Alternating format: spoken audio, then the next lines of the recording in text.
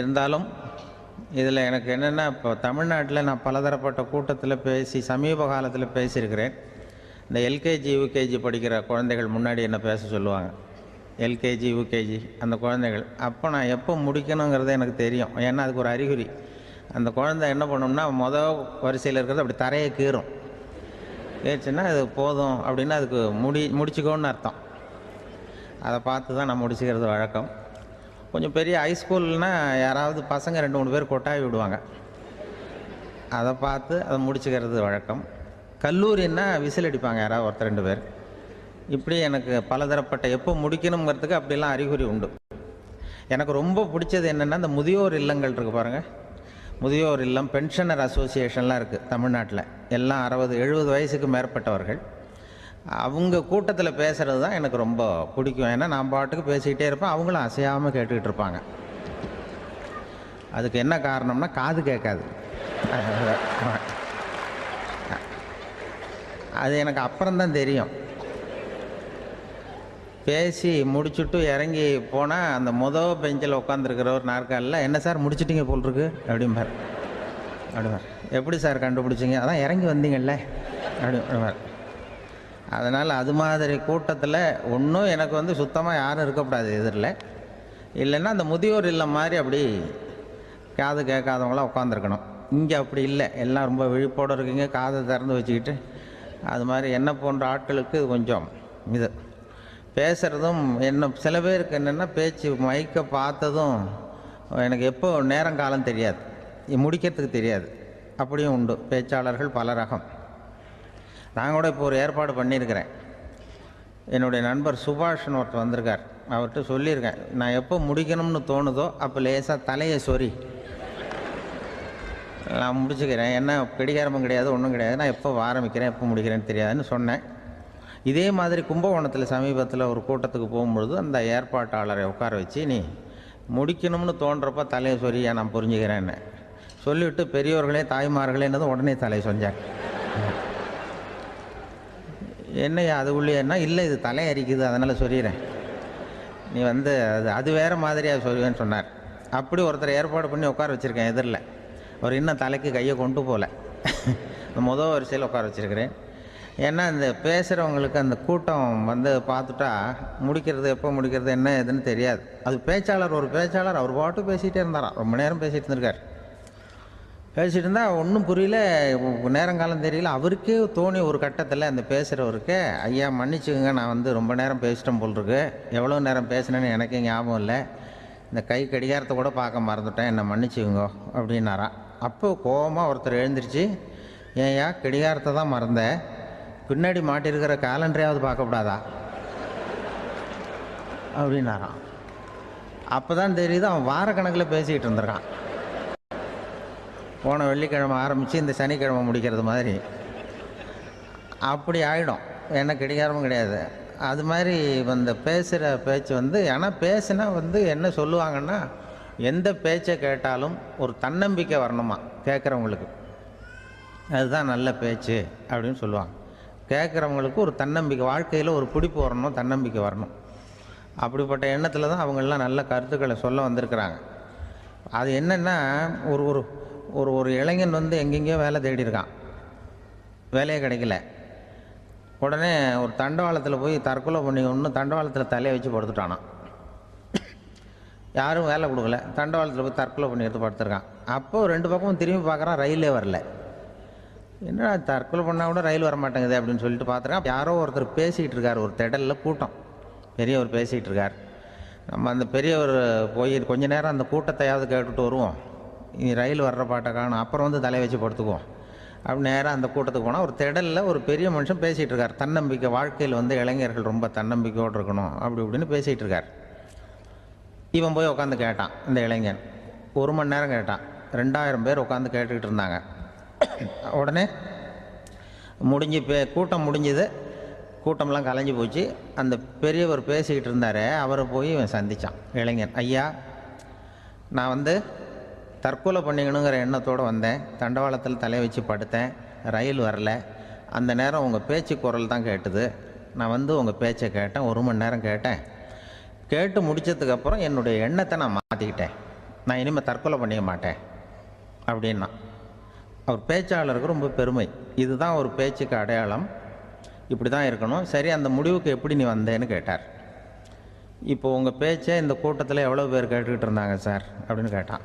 ஒரு 2000 பேர் இருக்கும்பா அப்படின்னார் அவர். அப்போ அந்த இளைஞன் சொன்னானா, ஒரு 2000 பேரை ஒரே நேரத்தில் சாகடிக்கிற நீ உயிரோடு இருக்கிறப்போ நான் எதுக்கு சார் சாகணும்? நான் இது வரைக்கும் யாருக்கும் எந்த கெடுதலும் பண்ணலை, நான் இனிமேல் சாக மாட்டேன் சார்ட்டு போயிட்டானா. அப்படி கேட்குறவங்களுக்கு ஒரு தன்னம்பிக்கை வரணும். அது எப்படியோ வந்தால் போகிறோம். இப்போ எங்கள் பேச்சை கேட்டுவிட்டோம், அந்த ரகத்தில் வந்தாலும் சரி தான். வாழ்க்கையில் ஒரு பிடிப்பு வரணும். அப்படிங்கிறது தான் ஒரு சிறந்த பேச்சுக்கு அடையாளம்னு சொல்லுவாங்க. அப்படி அது பண்ணுறது. இதில் என்னென்னா, இந்த மனிதனுக்கு அந்த சிரிப்பு இருக்குது பாருங்கள், அதை பற்றி சொல்லுவாங்க. நகைச்சுவை குடும்பத்தில் நகைச்சுவை உணர்வு இருந்ததுன்னா குழப்பமே வராதுன்னு சொல்லுவாங்க. இந்த பேச்சாளர்கள் என்னென்னா, சில பேர் தெளிவாக பேசி குழப்புறவங்க இருக்கிறாங்க, குழப்பமாக பேசி தெளிவுபடுத்துகிறவங்க இருக்கிறாங்க. அப்படிப்பட்ட பேச்செல்லாம் உண்டு. குழப்பமாக பேசி தெளிவுபடுத்துறது யாருன்னா சித்தர்கள். நம்ம பழைய சித்தர் பாட்டெல்லாம் பார்த்திங்கன்னா படிக்கிறதுக்கு குழப்பமாக இருக்கும், ஆனால் அது கருத்து தெளிவாக இருக்கும். அதுதான் குழப்பமாக பேசி தெளிவுபடுத்துகிறவரெலாம் பழைய நம்ம சித்தர்கள். தெளிவாக பேசி குழப்புறவங்க இருக்கிறாங்க சில பேச்சாளர்கள். இருக்காங்க. ஒருத்தன் ஆடு மேய்ச்சிக்கிட்டு இருந்தானா, ஒரு ஆடு மேய்ச்சிக்கிட்டு இருந்திருக்கிறான் ஒரு திடலில். அந்த ஆடு மேய்க்கிற அந்த ஆள் ரொம்ப தெளிவாக பேசணும்னு நினைக்கிறவன். அவர்கிட்ட போய் கேட்டிருக்கான். அந்த ஆள்கிட்ட போய் ஒருத்தன் கேட்டான், மந்தையில் எத்தனை ஆடுப்பா இருக்குது அப்படின்னா. அப்போ அவன் சொன்னான், நான் ஆடு மேய்க்கிறேன் சார், எதையும் தெளிவாக கேட்கணும், நீ கருப்பாட்டை கேட்குறியா வெள்ளாட்டை கேட்குறியா அப்படின்ட்டுருக்கான். கருப்பாடு அது ஒரு 50 இருக்குது அப்படின்னா. சரி, வெள்ளாடு எத்தனை இருக்குது அப்படின்னா, அதுவும் 50 தான் இருக்குது அப்படின்ட்டுருக்கான். இன்னும் ரெண்டும் ஒரே ஆன்சர் தானே சொல்கிறான் அப்படின்னு சொல்லி, சரி இந்த ஆடெல்லாம் எவ்வளவு புல் சாப்பிடும் ஒரு நாளைக்கு சார், மறுபடியும் தெளிவாக கேளுங்க, கருப்பாடா வெள்ளாடா? கருப்பாடு அப்படின்னா 10 கிலோ சாப்பிடும். சரி, வெள்ளாடு அதுவும் 10 கிலோ சாப்பிடும். ரெண்டுக்கும் அதே தான் சொல்கிறான். சரிப்பா, இது எல்லாம் எவ்வளவு பால் கறக்கும் இந்த ஆடெல்லாம்? சார் திருப்பி சொல்ல, தெளிவாக கேளுங்க, கருப்பாடா வெள்ளாடான்னா? கருப்பாடு தினம் 5 லிட்டர் கறக்கும், வெள்ளாடு அது 5 லிட்டர் தான் கறக்கும் அப்படின்னா. இப்படியே இவன் தெளிவாக பேசி இவன் என்ன சொல்லிட்டு வரான்னு தெரியல. ரெண்டும் ஒரே ஆன்சர் தான், அப்புறம் எதுக்கு பிரித்து பேசுகிற, ரெண்டும் ஒன்று தாடா சொல்கிறேன்னு இருக்காரு. அப்படி இது ஆரம்பத்திலே கேட்டால் சொல்லிட்டு போகிறேன். ஏன் அப்படி தெளிவாக பிரித்து கேட்குறேன்னா, அந்த கருப்பாடெல்லாம் எதிர்த்த வீட்டுக்காரனுக்கு சொந்தம் அப்படின்னா. சரி, வெள்ளாடு அதுவும் எதிர்த்த வீட்டுக்காரனுக்கு தான் சொந்தம் அப்படின்னா. இப்போ என்ன பேச, நான் தெளிவாக பேசி குழப்பிக்கிட்டு இருக்கான்னு அர்த்தம். இப்போ எதுக்கு இந்த அறிகுறியை சொல்கிறேன்னா, நான் பேசுகிறது கூட அப்படி தான் இருக்கும். ஏன்னா குழப்பமாக பேசி தெளிவுபடுத்துகிறவர்கள் பின்னாடி வராங்க, அவங்க கொஞ்சம் அவங்க. அதனால் நம்மளால் முடிஞ்ச வரைக்கும் கொஞ்சம் தெளிவாக பேசி உங்களை குழப்பி வச்சோம்னா அவங்க பின்னாடி பார்த்துக்குவாங்க. அதுதான் எனக்கு எங்கள் ஊர்லேயே ஒரு பேர், எங்கள் ஊர் நண்பர்கள் கூட இங்கே வந்திருக்கிறாங்க. எங்கள் ஊரில் இருக்கிறவங்க இந்த ஊரில் வேலை பார்க்குறாங்கங்கிறது எங்கள் ஊர் பக்கத்து ஊர் இப்போ தான் தெரியும். வந்த பிறகு நண்பர்கள்லாம் பார்த்தாங்க, எங்கள் ஊர் பையங்கள்லாம் இங்கே இருக்கிறாங்கங்கிறது எனக்கு இப்போ தான் தெரியும். எங்கள் ஊரில் அவங்களுக்கு தெரியும் எனக்கு பேர் என்னென்னா, எல்லாம் நல்லா செய்வேன், கொஞ்சம் பொய் சொல்லுவேன் அப்படிம்பாங்க. அதுக்கு இப்போவும் சொல்லுவாங்க. எங்கள் ஊரில் ஒரு பெரியவர் கேட்டார், உனக்கு சின்ன வயசுலேயே உனக்கு ரேடியோவில் வேலை கிடைக்கும்னு எனக்கு தெரியும்ப்பா அப்படிம்பார் ஒரு தாத்தா. அது எப்படி தாத்தா உங்களுக்கு தெரியும், அவ்வளோ தீர்க்க தரிசனமாக? ஆனால் இல்லை, நீ சின்ன வயசில் கூட ஒரு பொய்யை கூட நிஜ மாதிரி பேசுவேன், அதனால தான் உனக்கு அங்கே வேலை கிடைச்சிது அப்படின்னு சொல்லுவாங்க. அது மாதிரி இந்த பொய் சொல்கிறதுல கொஞ்சம் அதுதான் என்கிட்ட உள்ள குறைய தவிர, கொஞ்சம் பொய் சொல்லுவேன், வேறு மற்றதெல்லாம் தெளிவாக இருக்கும். இதுவே சொன்னாராம். அதாவது கடவுள்கிட்ட போய் புகார் பண்ணாங்களாம். கடவுள்கிட்ட போய் ஒருத்தர் புகார் பண்ணியிருக்கிறார், நீ படைத்த மனுஷன்லாம் பூலோகத்தில் பொய் சொல்கிறாங்க, ரொம்ப எல்லோரும் பொய் சொல்கிறாங்க, நீ படைத்த மனுஷன் சரியா இல்லை அப்படின்னு கடவுள்கிட்ட போய் புகார் பண்ணாங்களாம். அப்போ கடவுள் சொன்னாராம், என்னை யாரும் ஏமாற்ற முடியாதுப்பா, நான் அதுக்கு ஒரு ரிமோட் கண்ட்ரோல் மாதிரி ஒன்று வச்சுருக்கேன், இங்கே பாரு, எதிர்த்தாவில் பாரு என்ன தெரியுது அப்படின்னா பிரம்மாண்டமான செவுரு, அதில் லட்சக்கணக்கான எலக்ட்ரிக் பல்புலாம் பல்பு சொருவிருக்கு அதெல்லாம். அப்போ கடவுள் சொன்னாராம், புகார் சொன்னவனை கூப்பிட்டு, இதை பாருப்பா, எலக்ட்ரிக் பல்பு, பூலோகத்தில் நாம் படைத்த மனிதர்கள் யாராவது பொய் சொன்னால் இங்கே விளக்கு எரியும், எந்த ஏரியாவில் எவ்வளவு விளக்கு எரியுது அப்படிங்கிறத பார்த்து நான் கண்டுபிடிச்சிருவேன், நான் படைத்த மனிதர்களை என்னை ஏமாற்ற முடியாது, எவ்வளவு பேர் எங்கே பொய் சொல்கிறாங்கிறது இந்த விளக்கை பார்த்து கண்டுபிடிச்சிருவேன் நான் கடவுள். இப்படி சொல்லிகிட்டு இருக்கும்பொழுது எல்லா விளக்கம் எரிஞ்சுதான். அப்போ புகார் பண்ணவங்க கேட்டிருக்கான், இது ஏதாவது ஒயரிங்கில் கோளாறாக இருக்குமா சார், இது ஏன் இப்படி எல்லாம் எரியுது அப்படிங்கிறப்ப கடவுள் சொன்னாராம், இல்லை இல்லை இப்போ பொறு, இப்போ வந்து சிங்கப்பூரில் தென்கட்சி சுவாமிநாதன் பேசிக்கிட்டு இருக்காரு, இன்னும் ஒரு 15-20 நிமிஷத்தில் சரியாக போடும் அப்படின்னாராம். அப்படி சொல்லுவாங்க என்னை பற்றி. கொஞ்சம் பொய் சொல்கிறதுங்கிறது, அதுக்காக உங்ககிட்ட வந்து பொய் சொல்ல முடியாது. நான் பொய் சொல்கிறதுனா அந்த முன்னாடி சொன்ன முதியோர் இல்லம் அங்கே வேணால் சொல்லலாம், எதை சொன்னாலும் கேட்க போகிறதில்ல, அப்படி சொல்லலாம்.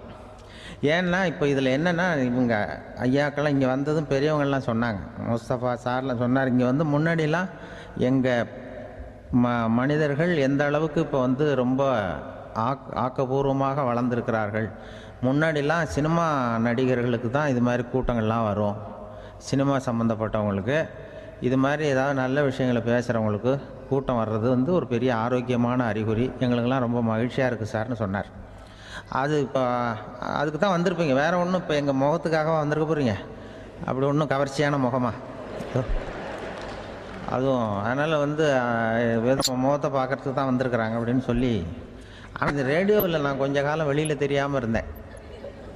அப்போ என்ன பண்ணுவாங்கன்னா, என்ன வருவாங்க எங்கள் ரேடியோ ஸ்டேஷனுக்கு வருவாங்க, சார் அந்த தினம் ரேடியோவில் பேசுகிறாரு இன்று ஒரு தகவல், அவர் முகத்தை பார்த்துட்டு போகணும் சார் அப்படின்ட்டு வருவாங்க. ஏன்னா இப்போ தொலைக்காட்சியில் வர்றதில்லை. அதில் என்னென்னா, அப்படி ஒரு தடவை வர்றவங்க அடுத்த தடவை வர்றதில்லை. அப்போ தான் புரியுது, ஓஹோ அவங்க ஆள் யாருன்னு தெரிஞ்சுக்கிறதுக்கு தான் வராங்க, வேறு ஒன்றும் ஒரு பெரிய கவர்ச்சி. அதனால் இந்த கூட்டம் வந்து ஏதோ எங்களுடைய கவர்ச்சின்னா அவர் ஐயா சுகிசிவம் கொஞ்சம் கவர்ச்சியாக தெரிகிறார், அதனால் அவருக்காக அந்த கூட்டமாக வேணா இருக்கலாம், வேறு எனக்கு அந்த நம்பிக்கை இல்லை. ஐயா சாலமன் பாப்பாவுக்கு சுத்தமாக அந்த நம்பிக்கை இருக்காது. அதனால் நாங்கள் வந்து ஏமாந்து போட மாட்டோம், ஏதோ எங்களை பார்க்க தான் வந்திருக்கிறாங்க எல்லோரும் அப்படின்னு. என்ன அவங்களுக்கு கருத்துன்னா, நல்ல குடும்பம், நல்ல மகிழ்ச்சியாக வாழ்வது எப்படி, நல்ல குடும்பத்தை எப்படி நடத்துறது, இது மாதிரி நல்ல கருத்துக்களை ஜனங்கள்கிட்ட பரிமாறிக்கணும்னு இந்தியாவிலையும் தமிழ்நாட்டிலையும் சில நிகழ்ச்சிகளை அவங்க நடத்திட்டு இருக்கிறாங்க. ஐயா அவர்கள் கிராமப்புறங்களில் நகர்ப்புறங்கள்லாம் ஜனங்களை கூப்பிட்டு நல்ல விஷயத்தை சொல்லுது. குடும்பங்கிறது இப்போ வந்து ரொம்ப கஷ்டம். இப்போ எப்படின்னா, ஒரு 600 வருஷத்துக்கு முன்னாடி மனுஷனுக்கு இருந்த நெருக்கடி இருக்குது பாருங்கள், ஒரு 600 வருஷத்துக்கு முன்னாடி மனுஷனுக்கு எவ்வளோ நெருக்கடி இருந்ததோ அதுபோல் 40 பங்கு இப்போ அதிகமாகிட்டு தான் கண்டுபிடிச்சி சொல்லியிருக்கிறாங்க. அவ்வளவு நெருக்கடிக்கு மத்தியில் நாம் வாழ்ந்துக்கிட்டு இருக்கிறோம். ஒரு 600 வருஷத்துக்கு முன்னாடி என் தலையில் 1 கிலோ வச்சுக்கிட்டு நின்னேன்னு வைங்க, இப்போ 40 கிலோ வச்சுக்கிட்டு நிற்கிறேன். அப்படி ஒவ்வொரு மனுஷனுக்கும் வாழ்க்கையில் நெருக்கடி அதிகமாக போச்சு. இப்போ இந்த நெருக்கடியில் முன்னாடிலாம் யாரோ ஒருத்தர் தான் தியானம் பண்ணுவாங்க. தியானம்னா ஒருத்தர் 2 பேர் காட்டுக்கு போய் தியானம் பண்ணிகிட்டு இருப்பாங்க 600 வருஷத்துக்கு முன்னாடி. இப்போ வீட்டுக்கு வீடு தியானம் நடக்குது. ஏன்னா அந்தளவுக்கு வாழ்க்கையில் ஒரு நிம்மதி வேணும் அப்படின்னு சொல்லி பண்ணிட்டாங்க. அதுக்கு தான் இயற்கை கொடுத்துருக்கிற ஒரு இயற்கையான வைத்தியம்தான் சிரிப்புங்கிறது. இதை பற்றி பெரியவங்கள்லாம் இப்போ ஆராய்ச்சி பண்ணிகிட்டு இருக்கிறாங்க. சிரிப்புங்கிறது நாம் பிறந்து ஒரு 6 மாதத்தில் தான் முதல் தடவையாக விவரமாக சிரிக்க ஆரம்பிக்கிறோமா. நம்ம பிறந்து 6 மாதத்துக்கு, அதாவது முதல் தடவை சிரிக்க ஆரம்பிக்கிறது ஒரு 6ஆவது வாரம், 1.5 மாதத்தில் தான் குழந்தை வந்து விவரமாக சிரிக்க ஆரம்பிக்குது. அப்புறம் அப்படியே சிரிக்க ஆரம்பிக்கிறோமா. அதெல்லாம் இப்போ கணக்கு எடுத்துருக்குறாங்க. ஒரு குழந்தை ஒரு நாளைக்கு 200 தடவை சிரிக்குதான் ஒரு குழந்தை. பெரியவங்கள்லாம் 15 தடவை சிரிக்கிறாங்களாம். 200 தடவை சிரிச்சுக்கிட்டு இருந்த நாம் அப்படியே குறைஞ்சி 15 ஆகிட்டு. அதனால தான் இருதய நோயெல்லாம் வருது, ஹார்ட் அட்டாக்லாம் வருதுன்னு கண்டுபிடிச்சிருக்கிறாங்க. 200 சிரிப்புக்கு வந்து அது வந்து இயல்புத்தன்மை, மனுஷனுடைய இயல்புத்தன்மை சிரிக்கிறது. அதுக்கு ஜோக்கே தேவைப்படாது. ஆனால் இப்போ காலங்காலமாக நாம் என்ன போதிக்கப்பட்டு வந்திருக்கிறோம்னா, சிரிப்புங்கிறது ஒரு பாவமான செயல். ஒரு முதலாளிக்கு முன்னாடி தொழிலாளி சிரித்தா மரியாதை குறைச்சல், ஒரு கணவனுக்கு முன்னாடி மனைவி சிரித்தா மரியாதை குறைச்சல், அது மாதிரி ஒரு வாத்தியாருக்கு முன்னாடி பையன் சிரித்தா மரியாதை குறைச்சல், ஒரு ஆஃபீஸருக்கு முன்னாடி பியூனு சிரித்தா மரியாதை குறைச்சல், இப்படின்னு சொல்லி சிரிப்புங்கிறது ஏதோ மரியாதை குறைவான செயல்னு காலங்காலமாக நாம் போதிக்கப்பட்டு வந்திருக்கிறோம். இப்போ மரபு ரீதியாகவே அந்த சிரிப்பு வந்து நம்மகிட்ட சிறைப்பட்டுருக்குதான், அடங்கி போச்சு. அந்த சிறைப்பட்டிருக்கிற சிரிப்பை வெளியில் கொண்டு வர்றதுக்கு தான் ஜோக்குன்னு ஒரு சாவியை போட வேண்டியிருக்கு. வேறு இந்த ஜோக்குக்கும் சிரிப்புக்கும் சம்மந்தம் இல்லை. அதை ஏற்கனவே இருக்கிறத வெளில கொண்டு வரதுக்கு ஒரு சாவி மாதிரி உபயோகப்படுதுன்னு இப்போ அதை பற்றி ஆராய்ச்சி பண்ணுறவங்களாம் சொல்கிறாங்க. ஏன்னா சிரிப்புக்கு ஜோக்கு தேவைப்படாது. இப்போ ஒரு குழந்தை தொட்டிலில் படுத்துருக்குன்னு வைங்களேன், குழந்தை தொட்டிலில் இருக்குது, அது முகத்துக்கிட்ட போய் ஒரு கிளுகிழுப்பி ஆட்டுங்க சிரிக்கும். அந்த கிளுகிழுப்பை சத்தமே சிரிக்க வைக்கிறதுல அதுதான் மனுஷனுடைய இயல்புத்தன்மை. அது என்ன ஜோக்காது, சத்தம். ஒரு கிளுகிழுப்பை கொண்டு போய் குழந்தை முகத்துக்கிட்ட ஆட்டினா சிரிக்குதே, அதுதான் இயல்புத்தன்மை. அதே கிளுகிழுப்பே ஒரு தாத்தா மூஞ்சிக்கிட்டு ஆட்டுங்க, கோவம் வந்துடும், அடிக்க வருவார். என்னடா விளையாட்டு இது அப்படிமாரு. ஏன்னா அவர் சிரிச்சுக்கிட்டு இருந்தவர், அப்படி இருந்தவர் ஒரு காலத்தில். ஒரு கிளுகிழுப்புக்கு சிரித்தவர் ஒரு காலத்தில் இப்போ கோவப்படுறாருன்னா அந்த அளவுக்கு நம்ம மாறி போயிட்டே வந்துக்கிட்டு இருக்கிறோம். அதனால் அந்த இயல்புத்தன்மை மாறாமல் இருக்கணுங்கிறது ரொம்ப முக்கியம். அதுக்காக எல்லோரையும் குழந்தையாக்க முடியாது. மனுஷன் எல்லோரும் இனிமேல் வயசுங்கிறது கூட ஆகிட்டே தான் இருக்கும். அதுக்காக குறைச்சிக்கிட்டே போக முடியாது. அதுக்கு யாராவது மருந்து கண்டுபிடிச்சாதான் உண்டு. ஆனால் ஒருத்தர் மருந்து கண்டுபிடிச்சாராம், சொல்லுவாங்க. ஒரு டாக்டர் ஒரு மாத்திரை கண்டுபிடிச்சாராம். ஒரு மாத்திரை சாப்பிட்டா ஒரு வயசு குறையும், ஒரு மாத்திரை சாப்பிட்டா ஒரு வயசு குறையும் அப்படின்னு ஒரு மாத்திரையை கண்டுபிடிச்சிருக்காரு. ஒரு பாட்டி அம்மா, 90 வயசு பாட்டி, அது போயிருக்கு. அதே டாக்டர்கிட்ட போய், ஐயா எனக்கு ஒரு பாட்டில் மாத்திரை கொடுங்க, இந்த வயசு குறையிற மாத்திரை அப்படின்றது. அவர் ஒரு பாட்டில் கொடுத்தார் மாத்திரை. பாரும்மா பாட்டியம்மா, ஒரு மாத்திரை சாப்பிட்டா ஒரு வயசு குறையும், எடுத்துகிட்டு போகணும்னு கொடுத்துருக்காரு டாக்டர். இந்த 90 வயசு பாட்டி எடுத்துகிட்டு வீட்டுக்கு வந்துட்டு மறுநாள் அதே டாக்டர்கிட்ட போயிருக்கு. 30 வயசு பொண்ணாக போச்சான். 30 வயசு பொண்ணாக மாறி அதே டாக்டர்கிட்ட போயிருக்கு. இடுப்பில் ஒரு கை குழந்தை, அது சட்டை கிட்ட போடாமல் கட்டவரில் வாயில் வச்சுட்டு உட்காந்துருக்கு. நேராக டாக்டர்கிட்ட போய், டாக்டர் நேற்று வந்தேன், ஏதோ ஒரு மாத்திரை சாப்பிட்டா ஒரு வயசு குறையினீங்க, நான் ஏதோ ஒரு ஆர்வத்தில் ஒரு 30-40 மாத்திரை சாப்பிட்டேன், இப்படி ஆகிட்டேன் அப்படின்னு. இப்போ டாக்டர் சொல்லியிருக்காரு, இதுக்கு ஏமா வருத்தப்படுற, எல்லோரும் வயசு குறையணும்னு தான் நினைக்கிறாங்க, உனக்கு வயசு குறைஞ்சிட்டுது, நீ சந்தோஷப்படு, இதுக்கே மறுபடியும் என்னட்ட வந்திருக்கிற அப்படின்னாரான் டாக்டர். அப்போ அந்த அம்மா சொல்லித்தான், என்னை பற்றி பரவாயில்ல டாக்டர், என் இடுப்பில் பாருங்கள் கை குழந்தை, இது சட்டை கிட்ட போடாமல் உட்காந்துருக்கு, கட்டவரில் வாயில் வச்சுட்டு உட்காந்துருக்கு, இது ரொம்ப ஆர்வத்தில் ஒரு 70 மாத்திரையை சாப்பிட்டுட்டுது, இது என் வீட்டுக்காரரு. இவர் இடுப்பை விட்டு கீழே இறங்க மாட்டேங்கிறார். நான் எதையாவது கொடுத்து இனிமேதான் வயசை கூட்டி இறக்கி விடுங்க டாக்டர் அப்படின்னு தான். அவர் ஏதோ நமக்கும் இதுக்கும் சம்மந்தம் இல்லைங்கிறது மாதிரி கட்டாரில் வச்சுட்டு அவர் பாட்டு உட்காந்துருக்கார். ஏதோ நமக்கு இந்த உலகமே இல்லை, நமக்கு சம்மந்தம் இல்லைங்கிற மாதிரி உட்காந்துருக்கார். இப்படியே நான் தூக்கிட்டு எங்கே அலையிறது இது அப்படின்னு தான். அதனால் வயசை குறைக்கிறது இயற்கைக்கு விரோதமாக நாம் பண்ண முடியாது. ஆனால் இந்த இயல்புத்தன்மை மாறாமல் வச்சுக்கலாம். குழந்தை மாதிரி மாற முடியாதே தவிர அந்த குழந்தை தன்மையோடு வாழறதுக்கு கற்றுக்கணும். அதுதான் வாழ்க்கையில் இன்பமாக வாழறதுக்கு வழி. குழந்தைத்தனமாக இருக்கக்கூடாது, குழந்தை தன்மையோடு இருக்கணும்னு சொல்லுவாங்க. குழந்தைத்தன்மைங்கிறது வேறு, குழந்தைத்தனம்ங்கிறது வேறு. அப்படி ஒரு மாத்திரை கண்டுபிடிச்சிட்டா இப்போ யாராவது ஒருத்தவங்க இடுப்பில் குழந்தைய தூக்கிட்டு போனால் போய் கேட்கணும், ஏம்மா இது ஏன் வீட்டுக்காரரா உன் குழந்தையா அப்படின்னு கேட்டு அதுக்கப்புறம் அவருக்கு வணக்கம் சொல்லணும். இப்படிலாம் ஆகிடும் நிலைமை. இயற்கையை நம்ம மாற்ற முடியாது, அதுக்கு தகுந்தாப்புல தான் நாம் பண்ணணும். குழந்தை தன்மையோடு வாழறதுக்கு குடும்பத்தில் குழந்தை தன்மைங்கிறது எப்படின்னா, இப்போ ஒரு சில பேருக்கு அந்த குழந்தைத்தன்மை உண்டு.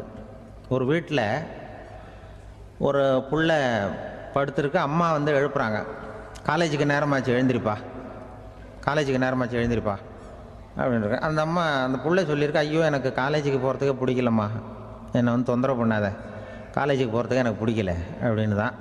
அப்போ அந்த அம்மா சொல்லியிருக்கு, ஏன் உனக்கு காலேஜுக்கு போகிறதுக்கு பிடிக்கல, கல்லூரிக்கு போகிறதுக்கு, அதுக்கு 2 காரணம் சொல்லு அப்படின்னுருக்க. அப்போ அந்த பிள்ளை சொல்லிச்சான், ஏன் பிடிக்கலன்னா, கல்லூரியில் இருக்கிற வாத்தியாருக்கும் என்னை பிடிக்க மாட்டேங்குது, ஆசிரியர்களுக்கும். 2வது காரணம், கல்லூரியில் படிக்கிற மாணவர்களுக்கும் என்ன பிடிக்கல, அதனால் நான் காலேஜுக்கு போக மாட்டேன்ற குழந்தை புள்ள சொல்லியிருக்கு. அம்மா அப்படிலாம் நீ இதுக்காக போகாமல் இருக்கக்கூடாது, நீ போய் தான் ஆகணும் அப்படின்னு பிடிவாதமாக அந்த அம்மா பிள்ளைய எழுப்புனாங்களாம். சரி நான் எதுக்கு காலேஜ் போகணும்னு சொல்கிறேன், அதுக்கு நீ 2 காரணம் சொல்லு அப்படின்னு தான் அந்த பிள்ளை. அப்போ அந்த அம்மா சொன்னாங்களாம், நீ ஏன் காலேஜுக்கு போகணும்னா, முதல் காரணம் உனக்கு வயசு 52, 2வது காரணம் நீ தான் பிரின்சிபால் அப்படின்னு தான். என்ன இருந்தாலும் அவங்க அம்மாவுக்கு அது புள்ள தானே.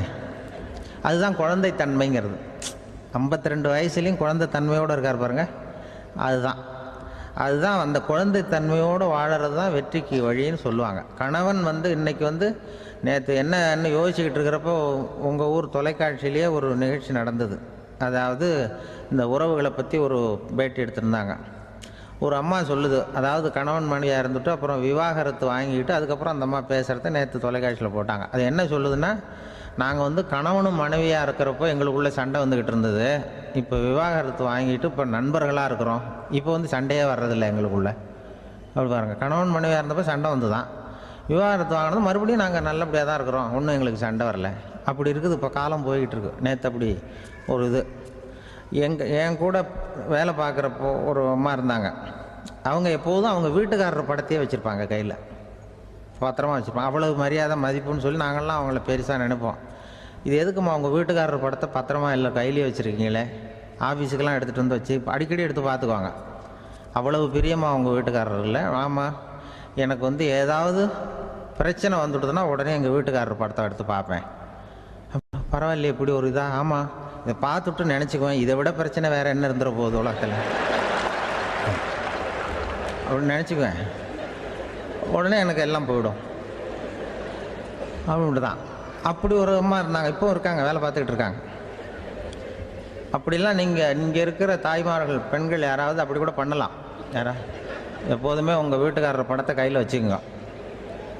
அது ஒரு யோசனை, குடும்பம் குதூகலமாக இருக்கிறதுக்கு அது ஒரு யோசனை. அதே மாதிரி இவங்களும் அவங்க படத்தை வச்சுக்கலாம், வச்சுக்கிட்டு பிரச்சனை வரும்பொழுது பார்த்துக்கணும்.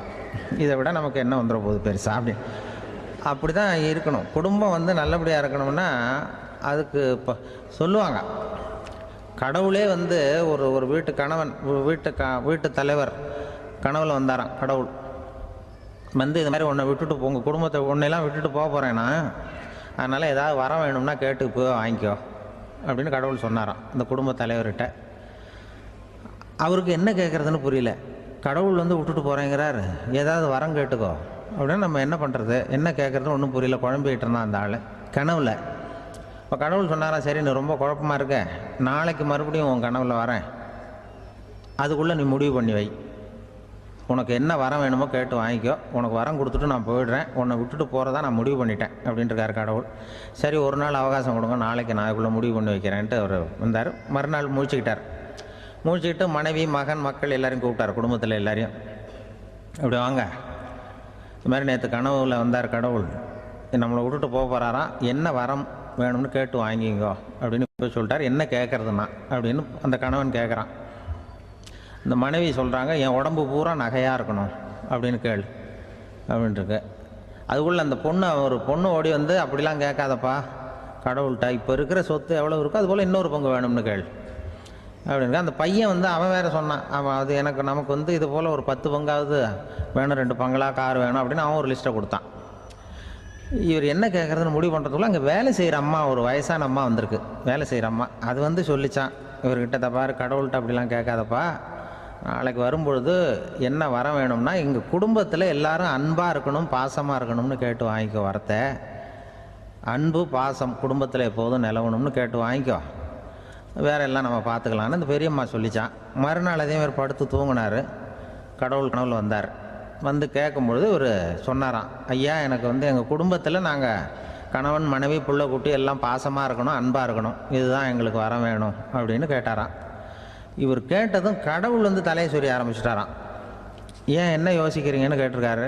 நீங்கள் அன்பாக பிரியமாக இருந்தீங்கன்னா அப்புறம் ஏன் நான் உங்களை விட்டுட்டு போக போகிறேன், நான் ஏற்கனவே இல்லைங்கிறதுனால தான் உங்களை விட்டு போகலாம்னு முடிவு பண்ணியிருந்தேன். இப்போ நீங்கள் ஏற்கனவே பாசமாக இருந்தீங்கன்னா நான் இனிமேல் போக மாட்டேன், அதனால் ஏன் முடிவை மாற்றிக்க வேண்டியதுதான், உங்கள் கூட தான் இருக்க போகிறேன்னாராம். இப்படி ஒரு கதை சொல்லுவாங்க. அதனால் ஒரு குடும்பத்தில் அந்தந்த உறவு முறைகள் சரியாக இருக்கிற வரைக்கும் எல்லாம் நல்லாயிருக்கும். அங்கே தான் இறைவன் வாழும் இல்லம்ங்கிறாங்களே, அதுதான் அது. அதில் அந்த குடும்ப தலைவருங்கிறவர் கணவன் அப்படிங்கிறதுனால அவருக்கு தான் பொறுப்பு. அவருக்கு நிறைய சகிப்புத்தன்மை வேணும், கோபம் வரக்கூடாது, யார் என்ன சொன்னாலும் போகணும். சில கணவன்மார்கள் வந்து எது சொன்னாலும் மனைவி வந்து தட்டுறதில்லை, அங்கே போனால் போவாங்க, எதுக்கு போக சொல்கிறேன்னு கேட்குறதில்ல, போகிறது, இங்கே வான்னா வர்றது. திருவள்ளுவர் மனைவி இருந்தாருன்னு சொல்கிறாங்கல்ல, அது மாதிரி. அது எப்படின்னா ஒருத்தர் சொன்னார், அது அப்படி இல்லை, அதுக்கு ஒரு கதை சொன்னார். ஹிட்லர் வந்து வந்தாராம் ஒரு தடவை, ஒரு பெரிய கப்பல் மேலே, கப்பலுடைய மேல் தளத்தில் ஹிட்லர் வந்துக்கிட்டு இருக்கார். ஒரு இங்கிலீஷ் கேப்டன் எதிரில் நிற்கிறான். அவனுக்கு பெரிய ஆச்சரியம், இந்த ஆள் எப்படி இப்படி ஒரு தனி மனிதனாக இருந்துக்கிட்டு உலகத்தையே இப்படி இந்த பாடுபடுத்துகிறார் அப்படின்னு சொல்லி, உன்னுடைய வெற்றிக்கு என்ன காரணம்னு கேட்டாராம் அந்த இங்கிலீஷ் கேப்டன். இப்போ ஹிட்லர் சொன்னாராம், என்னுடைய வெற்றிக்கு காரணம் என்கிட்ட வேலை செய்கிற ஊழியர்கள், நான் கிழிச்ச கோட்டை தாண்ட மாட்டாங்க, நான் என்ன சொல்கிறேனோ அதை உடனே செய்வாங்க, ஏன் எதுக்குன்னு எதிர்த்து பேச மாட்டாங்க, அதுதான் என்னுடைய வெற்றிக்கு காரணம் அப்படின்னு சொல்லி அதை நிரூபித்து காட்டுறேன் பார் அப்படின்னு சொல்லி கையை தட்டினாராம் ஹிட்லர். உடனே ஒரு சிப்பாய் எங்கேருந்து வந்து லெஃப்ட் ரைட் போட்டு வந்து சல்யூட் பண்ணி நின்னான். உடனே ஹிட்லர் சொன்னார், நீ அப்படியே இந்த கப்பல் மேல் தளத்துலேருந்து அப்படி கடலில் விழுந்து செத்து போடா அப்படின்னு பொத்துன்னு குதிச்சுட்டான். எதுக்கு சொல்கிறேன் என்ன இதில், உடனே குதிச்சு செத்து போட்டான். இவருக்கு பெரிய ஆச்சரியம் கேப்டனுக்கு. ஹிட்லர் சொன்னார், இதுதான் என்னுடைய வெற்றி காரணம், தப்பார் இன்னொருத்தனை கூப்பிட்றேன் அப்படின்னு தட்டினா இந்த பக்கத்துலேருந்து ஒருத்தன் வந்தான், லெஃப்ட் ரைட் வந்து நின்னா, நீ இப்படி குதிச்சு செத்து போடா அப்படின்னு பொத்தனை குதிச்சிட்டான். எதுக்கு போக சொல்கிறீங்கன்னு ஒன்றுமே கேட்கல, குதினா உடனே குதிச்சிட்டான். அப்போ ஹிட்லர் சொன்னார், இதே மாதிரி என்னுடைய ஒவ்வொரு ஊழியர்களும் இருக்கிறாங்க, நானும் ஊழியர்களை இழக்கிறதுக்கு தயாராக இல்லை, தப்பார் தயாராக இருப்பேன் எப்போதும், தப்பார் இன்னொருத்தரம் தட்டுறேன்னு இன்னொருத்தர் வந்தார். எதிர்த்தாவில் இருந்து ஒருத்தன் லெஃப்ட் ரைட் சல்யூட் அடித்தான். நீயும் குதிச்சு செத்து போடான்ருக்கார் ஹிட்லர். இவனால் பொறுக்க முடியல, இந்த இங்கிலீஷ் கேப்டன் அனாவசியமாக ஒவ்வொருத்தனாக குதிச்சுட்றானேன்னு சொல்லி ஓடி போய் அவனை குதிச்சிட்டான். குதிக்கிறதுக்கு முன்னாடி பிடிச்சி தனியாக எழுத்துட்டு போட்டான். தனியாக எழுத்துட்டு போய் அந்த சிப்பாய்கிட்ட கேட்டாரான் அந்த இங்கிலீஷ் கேப்டன், ஏன்ப்பா அந்த ஆள் குதிக்க சொல்கிறான்னா நீ ஏன் எதுக்குன்னு கேட்கறது இல்லையா, உடனே குதிச்சு செத்து போகிறீங்களே, இதெல்லாம் என்ன அநியாயம் அப்படின்ட்டுருக்கான் அந்த இங்கிலீஷ் கேப்டன் கையை பிடிச்சிக்கிட்டு. உடனே அந்த சிப்பாய்க்கு கோவம் வந்துட்டு தான், உடையா கையை, இவன்ட்ட வேலை பார்க்குறத விட உழுந்து செத்து போகலான்னு நான் குதிக்கிறான், என்ன அனாவசியமாக எதுக்கையா இருக்க சொல்கிறேன் அப்படின்னு சொல்லி குதிச்சுட்டானா. அதனால் இந்த உடனே சொல்கிறத செய்கிறாங்க பாருங்கள், அவங்கள நம்பக்கூடாது. கணவன்மார்களுக்கு ஒரு எச்சரிக்கை, சொல்கிறத உடனே செஞ்சுருவாங்க மனைவி, நீ அங்கே போனால் போங்க வரணும் அது ஹிட்லர் மாதிரி நினைக்கிறாங்கன்னு அர்த்தம். இதுகிட்ட பேசிக்கிட்டு இருக்கிறத விட சொல்கிறத செஞ்சுட்டு போடுவோமே, அப்படி சமாளிக்கிற கணவன்மார்கள் உண்டு. குடும்பத்தில் வந்து அப்படிலாம் இருந்து சமாளிக்கிறாங்க. குடும்பத்தில் ஒருத்தர் அனுசரிப்பு தன்மைங்கிறது ரொம்ப அவசியம். கணவன் மனைவின்னா அனுசரித்து போகணும்னு சொல்லுவாங்க. அதாவது ஒரு கணவன் அதுக்காக தான் அந்த காலத்துலலாம் ஒரு வீட்டுக்கு வந்து மாப்பிள்ளை தேடுறதுங்கிறது ஒரு பெரிய குடும்பத்தை நிர்வகிக்கிற அளவுக்கு ஒரு கணவனாக வரக்கூடிய எப்படி இருக்கணும் அப்படின்னா, அந்த காலத்தில் புலி வேட்டைக்கு போகணும். ஒரு பொண்ணுக்கு மாப்பிள்ளை தேடுறதுன்னா நம்ம தமிழ் பழக்கம் என்னென்னா, காட்டுக்கு போய் ஒரு புலியை வேட்டையாடிட்டு வரணும். அந்த புலி பல்லு அல்லது நகத்தை கொண்டுட்டு வரணும் அந்த இளைஞன். அதை வந்து வீட்டில் கொடுப்பான், அதை தான் கட்டி அதை வந்து இதாக கட்டுவாங்க, மாலையாக போடுவாங்க, தாலியாக கட்டுவாங்க. அதாவது வீரம் இருக்கா பையனுக்குன்னு பார்ப்பாங்க. ஒரு பொண்ணு வேணும்னா நீ முதல்ல வீட்டுக்கு பொண்ணு கேட்க போகக்கூடாது, காட்டுக்கு போகணும், போய் புளியை கொண்டு வா, அதுக்கப்புறம் தான் உனக்கு பொண்ணு அப்படின்னு சொல்லுவாங்க. இப்போவெல்லாம் ஏன் போகிறது இல்லைன்னா, இப்போலாம் ஒருத்தனை வந்து காட்டுக்கு போய் புலிப்பல் கொண்டு வான்னா புலி தான் மாப்பிள்ளையாக வரும். அதனால தான் இப்போ போகிறதில்ல யாரும் காட்டுக்கு. அப்போ வந்து பெண்களும் வந்து ரொம்ப வீரமாக இருந்தாங்க. பெண்கள் மூலம் அந்த காலத்தில் எப்படின்னா, முறத்தாலேயே புலியை துரத்துவாங்களாம். நம்ம பழைய பாட்டிலெல்லாம் பார்த்துருப்பீங்க, முறத்தால் புலியை விரட்டினாங்கன்னு வரும் பழைய பாட்டு. ஒரு அந்த அளவுக்கு பெண்களுக்கு வீரம். இப்போ கல்யாணம் ஆகி இந்த காலத்தில் ஒரு கணவனை வந்து விரட்டிட்டு வந்தாங்களாம் முறத்தை எடுத்துக்கிட்டு. ஒரு மனைவி அவன் பயந்துட்டு வெளில ஓடி வரான், பின்னாடி முறத்தை எடுத்துகிட்டு அந்த அம்மா ஓடி வருது. இவனை தனியாக பிடிச்சி கொண்டு போய், என்னப்பா இந்த மனைவிட்டு இப்படி பயந்து ஓடி வரையே, முறத்தால் துரத்துறா இப்படி வரையே அப்படின்னு தான் அவன் அப்படியே தடுமாறிக்கிட்டு, அதெல்லாம் ஒன்றும் இல்லை, அவன் என்னை புலியாக நினைக்கிறா அப்படின்னு ஒரு பெருமையாக சொல்லிட்டானான். அந்த காலத்தில் புலியை தான் முறத்தால் விரட்டினாங்க, இப்போ புருஷனை விரட்டுறாங்க அப்படின்னு சொல்லி. அப்படி அந்த காலத்தில் வந்து கணவனுக்கு ஒரு குடும்பத்தை நிர்வகிக்கிற திறமை இருக்கா, உடல் வலிமை தான் முக்கியம். இப்போ கூட மதுரை பக்கத்தில் ஐயாவுக்கு தெரியும், அந்த இளவட்டக்கல்லுன்னு ஒரு ஊருக்கு ஊர் எல்லையில் கிடக்கும். ஊர் எல்லையில் ஒரு பெரிய கல் கிடக்கும். அந்த ஊருக்கு பொண்ணு கேட்க போகிறவங்க அந்த கல்லை தலைக்கு மேலே தூக்கி காட்டணும், அப்படியே தூக்கி தலைக்கு மேலே வசதி கீழே போடணும். அந்த வலு இருந்தால் தான் நீங்கள் அந்த ஊருக்குள்ளேயே போகலாம், பொண்ணு கேட்குறதுக்கு போகலாம், இல்லைன்னா நீ திரும்பி போக வேண்டியதான். அந்த வலிமை இருக்கா மாப்பிள்ளைன்னு பார்க்குறாங்க, இளவட்டக்கல்லுன்னு பேர். அப்போ என்ன பண்ணாங்கன்னா, ஒரு 1000 வருஷத்துக்கு முன்னாடி அந்த கல்லை தலைக்கு மேலே தூக்கி கீழே போடுவாங்களாம். ஒரு 500 வருஷத்துக்கு முன்னாடி அப்படி கொஞ்சம் தூரம் இடுப்பு அளவுக்கு தூக்கி கீழே போட்டுக்கிட்டு இருந்துருக்குறாங்க. அதுக்கப்புறம் ஒரு 100 வருஷத்துக்கு முன்னாடியெல்லாம் அப்படி முழங்கால அளவுக்கு அப்படி தூக்கி போட்டால் போகிறோம்னு வச்சுருந்தாங்களாம். இப்போ நான் அந்த ஊருக்கு என் கூட பழனிசாமின்னு ஒருத்தர் இருக்கார், அவர் போய் உனக்கு எப்படிப்பா இந்த ஊரில் கல்யாணம் ஆச்சு அப்படின்னா, இப்போலாம் நாங்கள் தொட்டு கும்பிட்டா போகிறோம், அதை அசைக்கிறது கூட இல்லை. அப்படி ஆகிட்டுது. ஒரு குடும்பத்தை கணவனாக வரப்போகிறவனுக்கான தகுதி அந்த காலத்தில் அப்படி இருந்துதான். அப்படி வந்து கணவன் வந்து தேர்ந்தெடுக்கிறது, குடும்ப தலைவனை தேர்ந்தெடுக்கிறது ஒரு பெரிய காரியம். ஒரு பெரிய செல்வந்தர் போட்டி வச்சாராம், ஒரு நீச்சல் குளம், அதில் யார் வேணாலும் குதித்து அந்த பக்கம் போய் கரையேறலாம். அந்த நீச்சல் குளத்தில் விஷப்பாம்புலாம் கிடக்கு. யார் துணிஞ்சி அந்த விஷப்பாம்பு இருக்கிற குளத்தில் குதித்து அந்த பக்கம் போய் கரையேறானோ அவனுக்கு ஒரு 100 ஏக்கர் நிலம் கொடுப்பேன், அது வேண்டான்னா ஒரு 1000 ஆடு கொடுப்பேன், அதுவும் வேண்டான்னா என் பொண்ணை கொடுப்பேன் அப்படின்னு போட்டி வச்சார். அதான் மாப்பிள்ளையை தேர்ந்தெடுக்கிறதுக்கு அவர் ஒரு வழி, நீச்சல் குளத்தில் குதிச்சு கரையேறணும். இப்போ அந்த ஊரில் இருக்கிற இளைஞர்கள்லாம் வந்து பார்க்குறாங்க அந்த குளத்தில் குதிக்கணும்னு. ஆனால் குளத்தில் ஒரே விஷப்பாம்புலாம் கிடக்கு. இது என்ன பண்ணுறதுன்னு பார்த்தா யாருமே குதிக்கிறதுக்கு தைரியம் வரல. திடீர்னு ஒருத்தன் துணிஞ்சு குதிச்சான். படபடன்னு அடிச்சுட்டு போய் அந்த பக்கம் கரையேறிட்டான். கரையேறின உடனே பரவாயில்லையே ஒரு ஆள் வந்துட்டான்னு சொல்லி அவனை அந்த இளைஞனை போய் பிடிச்சிட்டு வந்தாங்க. அந்த பெரியவர் கேட்டார், ஏப்பா இவ்வளவு பெரிய விஷப்பாம்பெல்லாம் கிடக்கிற நீச்சல் குளத்தில் நீ துணிஞ்சு குதித்து கரையேறி இருக்கிற, உனக்கு என்ன 1000 ஏக்கர் நிலம் கொடுத்துறவா, 100 ஏக்கர் நிலம் கொடுக்கவா சொல்கிறப்படி அப்படின்னா வேண்டாம் சார்ன்றான். ஓஹோ அப்படின்னா ஒரு 1000 ஆடு வேணுமா உனக்கு அப்படின்னா அதுவும் வேண்டாம் சார். ஓ அப்படின்னா என் பொண்ணு வேணுமா அப்படின்னா அதுவும் வேண்டாம் சாருங்கிறான். அப்புறம் எதுக்குடா குதிச்சுன்ட்டு என்ன உனக்கு என்ன தான் வேணும் அப்படின்னு கேட்டிருக்கார். என்னை எவன் பிடிச்சி தள்ளி விட்டான்னு தெரியணும் அப்படின்றான். அதுக்காக அவன் பார்த்துருக்கான். அப்படி இருந்தால் தான் துணிச்சல் வரும் இந்த காலத்தில். எதுக்கு இவ்வளவு சங்கடம்லாம் வச்சாங்கன்னா, ஒரு குடும்பத்துக்கு தலைவராக வர வேண்டிய ஒரு ஆள், கணவனாக இருக்க வேண்டியவனுக்கு துணிச்சல் இருக்கா, தைரியம் இருக்கா அப்படிங்கிறது பார்க்கறதுக்காக இப்படிப்பட்ட தேர்வு முறைகள்லாம் வச்சுருந்தாங்க அந்த காலத்துலலாம். இப்போலாம் கல்யாணம் பண்ணுறது ஆளுக்கு நேரில் பார்க்காமலே கூட கல்யாணம் நடக்குது இன்டர்நெட்டில். இப்போ சர்டிஃபிகேட் கேட்குறாங்க, நோய் நொடி இல்லாமல் இருக்காரா பார். காட்டுக்கெலாம் போக வேண்டாம், நேராக ஆஸ்பத்திரிக்கு போய் ஒரு சர்டிஃபிகேட் வாங்கிட்டு வா, உனக்கு ஒன்றும் வியாதி இல்லைன்னு ப்ரூவ் பண்ணு, அதுக்கப்புறம் பார்த்துக்கலாம், மற்றதை பேசுவோம் அப்படின்னு சொல்லி அப்படி இருக்குது நிலைமை. அதனால் குடும்பத்தில் அந்த கணவனாக இருக்கிற வேண்டியவனுக்கு பொறுப்பு அதிகம். ஏன்னா எல்லாத்தையும் அனுசரித்து போக வேண்டியதாக வந்தான். அப்படி தான் இருக்குது. அந்த கணவன் மனைவிக்குள்ளே விட்டு கொடுக்கறது அதெல்லாம் பற்றி நிறைய எல்லாரும் ஏற்கனவே நம்ம புலவர்கள்லாம் பாடியிருக்காங்க. எல்லோரும் சொல்லுவாங்க, ஒரு கணவன் ஒரு குழந்தை பிறந்து தான் ஒரு வீட்டில், அந்த குழந்தைக்கு என்ன பேர் வைக்கிறதுங்கிறது ஒரு தகராறு. இந்த குழந்தைக்கு என்ன பேர் வைக்கிறதுங்கிறதுல தகராறு வந்துடுது. யார்? கணவனுக்கும் மனைவிக்கும். அவன் என்ன சொல்கிறான், எங்கள் அப்பா பேரை தான் வைக்கணுங்கிறான் அவன். இந்த அம்மா என்ன சொல்லுது, இல்லை எங்கள் அப்பா பேரை தான் வைக்கணும் அப்படிங்குது. காலையிலேருந்து சண்டை, தகராறு. எதிர்த்த வீட்டுக்காரன் பார்த்தான், இது என்ன காலையிலேருந்து எதிர்த்த வீட்டில் தகராறு நடக்குது, என்னென்னு போய் கேட்டிருக்கான். என்னம்மா உங்களுக்கு உள்ள தகராறு, காலையிலேருந்து பார்த்தேன் அப்படின்னா, ஒன்றும் இல்லைம்மா, எங்கள் குழந்தைக்கு பேர் வைக்கிறதுல எங்களுக்கு உள்ளே ஒத்து போக முடியல, நான் எங்கள் அப்பா பேரை வைக்கணுங்கிறேன், அந்த அம்மா அவங்க அப்பா பேரை வைக்கணுங்குது, அதுதான் எங்களால் குடும்பத்தில் ஒரு நிம்மதி இல்லாமல் இருக்கிறோம், தகராறு பண்ணிகிட்ருக்கோம் அப்படின்னு நானா. அப்போ எதிர்த்த வீட்டுக்காரன் சொல்லியிருக்கான், எதிர்த்த வீட்டுக்காரன்னு நான் எதுக்கு இருக்கிறேன், நான் பஞ்சாயத்து பண்ணி வைக்கிறேன், இப்போ உங்களுக்குள்ளே என்ன இது பேர் தானே வைக்கணும், ஏன்ப்பா உங்கள் அப்பா பேர் என்ன அப்படின்னு அவனை கேட்டிருக்கான். எங்கள் அப்பா பேர் சீனிவாசன் அப்படின்ட்டுருக்கான்.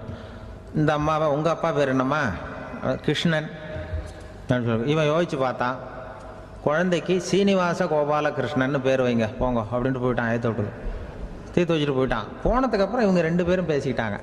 சரி, இந்த சீனிவாசன் சரி கிருஷ்ணன் சரி, நடுவில் கோபாலம் யார் அப்படின்னு சொல்லி அவனை போய் இழுத்துட்டு வந்தான். எழுத்து வீட்டில் போய் அது யார்ரா, அது இங்கே வா, அது யார்ரா கோபாலன் அப்படின்னா, அது எங்கள் அப்பா பேர், நீ அதை மட்டும் எதுக்கு விட்டு வைக்கிற, அதையும் சேர்த்து வச்சுட்டு போடான்னு. அதாவது குடும்பத்தில் ஒரு கணவனும் மனைவியும் ஒரு சின்ன விஷயத்தில் கூட ஒத்து போகலன்னா இப்படி தான் ஏற்று வீட்டுக்காரன் பஞ்சாயத்துக்கு வருவான். கோபாலன்னு குறுக்க வருவான் ஒருத்தன். அப்படி அந்த அனுசரிப்புங்கிறது குடும்பத்தில் ரொம்ப அவசியம். கணவனும் மனைவி அது ஒன்றுக்கு மேலே இந்த கல்யாணம் பண்ணிக்கிறாங்கள், அது ரொம்ப அவஸ்தை. ஒருவனுக்கு ஒருத்திங்கிறது நம்ம இதெல்லாம் சொல்கிறது. ஒன்றுக்கு மேற்பட்ட திருமணங்கள் சங்கடத்தில் தான் கொண்டு விடும். நிறைய சொல்லுவாங்க. உலகத்திலேயே ஒரு பெரிய இது என்ன தெரியுங்களா, இயற்கை நிர்ணயம் பண்ணுது. இப்போ நம்ம சில பேருக்கு எனக்கு பொம்பளை பிள்ளை வேண்டாம் ஆம்பளை பிள்ளை வேண்டான்னு சொல்லி இந்த ஸ்கேன் பண்ணி என்னென்னவோ பண்ணிகிட்டு இருக்கிறாங்கல்ல. ஆனால் இயற்கை அந்த 50-50 ரேஷியோவை அது மெயின்டைன் பண்ணிகிட்ருக்கு. இந்த உலகத்தில் ஒரு அதிசயமான உண்மை என்னென்னா, 116 ஆம்பளை பிள்ளை பிறந்தா 100 பொம்பளை பிள்ளை பிறகுதான். உலக அளவில் 116 ஆம்பளை பிள்ளை பிறந்தா 100 பொம்பளை பிள்ளை பிறகுது. இது எதுக்கு 16 அதிகமாக பிறக்குதுன்னா, அந்த வாலிப வயசை அடையிறதுக்குள்ளே 16 செத்து போகுது. 16 அங்கங்கே ஓடுறது கொஞ்சம் முரட்டத்தனமாக போகிறதுனால செத்து போகுது. அந்த 50-50 இந்த ஒருத்தருக்கு ஒருத்தங்கிற ரேஷியோவை இயற்கை மெயின்டைன் பண்ணிகிட்டு இருக்கு. அது ஒரு பெரிய அதிசயம். அதை விட பெரிய அதிசயம் என்னென்னா, இந்த உலக யுத்தம் நடந்ததில்ல, முதல் உலக யுத்தம், 2வது யுத்தம், அப்போ பார்த்துருக்குறாங்க, கணக்கு எடுத்துருக்குறாங்க. அந்த யுத்தம் முடிஞ்ச பிறகு 116 ஆம்பளை பிள்ளைக்கு பதிலாக 160 170 பிறக்க ஆரம்பிச்சுதான். 100 பெண் குழந்தைக்கு 170 180 ஆண் குழந்தை. இது எதுக்குன்னா, அந்த போரில் செத்து போகுதில்ல ஆம்பளை பிள்ளைகள், அதை ஈடுகட்டுறதுக்காக அதிகமாக பிறக்க ஆரம்பிச்சிருக்கு. அந்த அளவுக்கு இயற்கை ஒரு பெரிய ரேஷியோவை மெயின்டைன் பண்ணுது. அதாவது ஒருவனுக்கு ஒருத்திங்கிறத அது சொல்லிகிட்டு இருக்கு. புறாவெல்லாம் வளர்த்திங்கன்னா, நான் கூட புறா வளர்த்துருக்குறேன் ஊரில். புறா வளர்த்திங்கன்னா ஒரு தடவைக்கு 2 முட்டை தான் விடும் ஒரு வீட்டுக்கு. அந்த 2 முட்டையும் குஞ்சு பறிச்சுன்னா அதில் ஒன்று ஆணாக இருக்கும், ஒன்று பொண்ணாக இருக்கும். அது எந்த முட்டை ஆண் எந்த முட்டை பெண்ணுங்கிறத இயற்கை நிர்ணயம் பண்ணுது. அதை வந்து நம்ம மாற்றவே முடியாது. ரெண்டையும் அந்த பெண்ணாவோ ரெண்டையும் ஆணாவோ மாற்ற முடியாது நம்ம. அதனால் அந்த இயற்கையை புரிஞ்சுக்கிட்டு நாம் நடந்துக்கணும். அதனால தான் ஒரு கணவன் ஒரு மனைவி, அதான் ஒருத்தருக்கு ஒருத்தங்கிறது. ஒன்றுக்கு மேலேனா சங்கடம் தான். ஒரு பஸ்ஸில் வந்து ரெண்டு பெண்கள் வந்துக்கிட்டு இருந்தாங்களாம். பஸ்ஸு பிரயாணம். 2 பெண்கள் வந்து பக்கத்தில் உட்காந்துருக்காங்க. அந்த கண்டக்டரை கூப்பிட்ருக்காங்க, இங்கே வாயா அப்படின்னு அந்த ஒரு அம்மா கூப்பிட்ருக்கு. என்னம்மா அப்படின்ட்டுருக்கார். வந்து இந்த ஜன்னலை திறந்து விட்டு போ அப்படின்னு. சரின்னு பக்கத்தில் இருந்த ஜன்னல் திறந்து விட்டு அவர் போயிட்டார். பக்கத்தில் இருந்தாமல் உடனே இங்கே வாயா மறுபடியும் வாயான்னு கூப்பிட்ருக்கு. வந்து என்ன இந்த ஜன்னலை மூடி விட்டு போ அப்படின்ட்டுருக்கு. மூடி விட்டு போனார். மறுபடியும் அந்த முன்னாடி கூப்பிட்டது வாமா வாயான்னு மறுபடியும் கண்டக்டரை கூப்பிட்டு, என்ன இந்த பார், இந்த ஜன்னலை வந்து நீ மூடி வச்சின்னா நான் மூச்சு திணறி செத்து போடுவேன். அப்புறம் உடனே பக்கத்தில் இருந்தம்மா தபாரியா அந்த அம்மா பேச்சை கேட்டுட்டு நீ திறந்து வச்சின்னா நான் குளிர் தாங்காமல் செத்து போடுவேன் அப்படின்னு. அவர் தலையை பிச்சுக்கிறார் கண்டக்டர். என்னடா பெரிய ரொம்ப போச்சேன்னு, கொஞ்சம் தூரம் பிரயாணம் இதில் கூட அட்ஜஸ்ட் பண்ணி போகக்கூடாதா அப்படின்னு. அப்போ அந்த பஸ்ஸில் பின்னாடி ஒருத்தன் கடைசி சீட்டில் வெயில் தாங்காமல் சட்டையெல்லாம் கட்டி போட்டுட்டு ஒரு கிராமத்து ஆள் பீடி குடிச்சிட்டு வரான். அவர் கூப்பிட்ருக்கான் அந்த ஆள், அந்த கண்டக்டர், இங்கே வாயா அங்கே என்ன தகராறு அப்படின்னு. அந்த எதிர்த்து வீட்டுக்காரன் வந்தானே முன்னாடி பஞ்சாயத்துக்கு, அது மாதிரி கண்டக்டர் இங்கே வாயா, அவன் ஏன் நீ என்ன சொல்ல போகிற அப்படின்ட்டு வந்திருக்கான். சட்டையெல்லாம் கட்டி போட்டு பீடி குடிக்கிறோம், பீடி புகையை ஊதி விட்டு அங்கே என்ன தகராறு அப்படின்னு கேட்டிருக்கான். ஒன்றும் இல்லையா, அந்த அம்மா வந்து ஜன்னலை திறந்தா செத்து போவேங்கிறது, இந்த அம்மா ஜன்னலை மூடுனா செத்து போவேங்கிறது, நான் என்னையா பண்ணுறது ஒரு ஆள் அப்படின்னு. இதுக்கு ஏன் கவலைப்படுறேன், நான் சொல்கிறத கேள்வி, நான் தீர்த்து வைக்கிறேன் பிரச்சனையை அப்படின்னு சொல்லிவிட்டு பீடியை எடுத்துக்கிட்டு புகையை ஊதிவிட்டு சொன்னானா, கொஞ்ச நேரம் அந்த ஜன்னலை மூடி வை, அந்த அம்மா செத்து போவோம், அப்புறம் திறந்து வை, இந்த அம்மா செத்து போவோம், நாம் நிம்மதியாக போகலாம் அப்படின்னு சொல்லிட்டு பீடி குடிக்க ஆரம்பிச்சிட்டான். அவருக்கு கோவம் வந்துட்டுது கண்டக்டருக்கு. உனக்கு என்னையா நீ பாட்டுக்கு சொல்லிட்டு போடுவ, அந்த 2 அம்மாவும் செத்து போச்சுன்னா அவங்க வீட்டுக்காரனுக்கெல்லாம் யார் பதில் சொல்கிறது அப்படின்னா, கவலையே படாத, 2 பேருக்கும் நான் தான் வீட்டுக்காரன். அதனால தான் அந்த யோசனையை சொன்னேன் அவங்ககிட்ட. அப்புறம் இதுதான், இந்த ஒன்றுக்கு மேலே போச்சுன்னா அது இயற்கைக்கு விரோதம், இப்படிலாம் ஆகும். அதனால தான் அவன் அவ்வளவு ஒன்றுமே வேண்டான்ட்டு கடைசி பெஞ்சு இதில் போய் சீட்டில் உட்காந்துக்கிட்டான். அப்படி அது இயற்கையை புரிஞ்சுக்கிட்டு வாழணுங்கிறது முக்கியம். குடும்பத்தில் வந்து கணவனுடைய பங்கு என்ன, மனைவனுடைய பங்கு, குழந்தை குட்டிகள்லாம் சொல்லுவாங்க. அப்படி இருக்கணும். கணவன்கிறவனுக்கு நிறைய சகிப்புத்தன்மை தேவைப்படுது. மனித நேயம்ங்கிறத பற்றி சொல்லுவாங்க. மனித நேயம் ஏன்னா ஒரு கணவன் கணவனாக இருக்கணும், மனைவி மனைவியாக இருக்கணும். ஒரு மனுஷன் வந்து இன்றைக்கி வந்து மனிதனாக இல்லை, மனித நேயம் குறைஞ்சி போச்சு, ஏது குடும்ப உறவுகள்லாம் ரொம்ப மாறி போச்சுன்னு சொல்கிறேன். இப்போ நாகரிகத்தில் அப்படி தான் இருக்குது. ஒரு இதில் ஒருத்தன் என்ன பண்ணியிருக்கிறான், ஒரு சின்ன பையனை கொண்டு வந்தானா, ஒரு சின்ன பையன் பக்கத்தில் இருக்கான்.